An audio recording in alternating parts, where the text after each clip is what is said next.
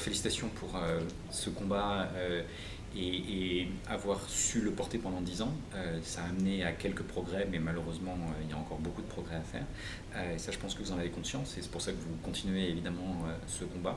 Ce qui est vrai, c'est qu'on est un pays dans lequel les inégalités corrèlent plus avec l'échec scolaire que d'autres pays.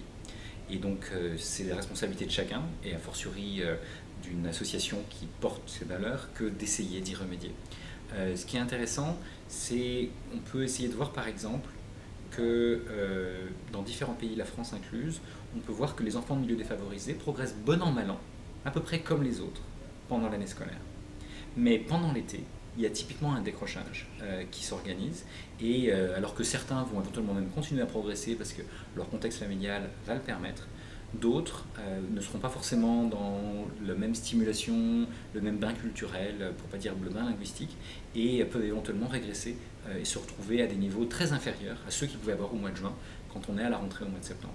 Et donc par rapport à ça, on peut s'interroger sur comment est-ce qu'on organise des territoires apprenants, et comment est-ce que sur un territoire donné, on accompagne l'enfant à tous les moments de sa vie. Donc il y a différentes ruptures. L'été est une rupture, mais il y a aussi la rupture de l'entrée en maternelle. Pour certains, ça peut être traumatisant. Pour d'autres, c'est le passage de tel niveau à tel autre.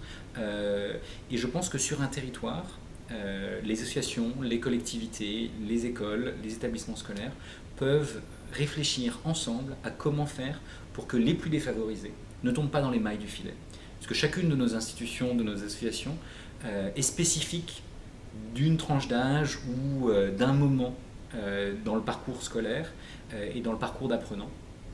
Mais trop souvent, en particulier quand on vient de milieux défavorisés, face à une de ces difficultés de transition, on peut trébucher et avoir plus ou moins de mal à se relever à partir de là. Donc je pense qu'il est très important de penser l'ensemble des trajectoires et l'ensemble des moments de vie, et en particulier ceux qui sont ces moments de transition.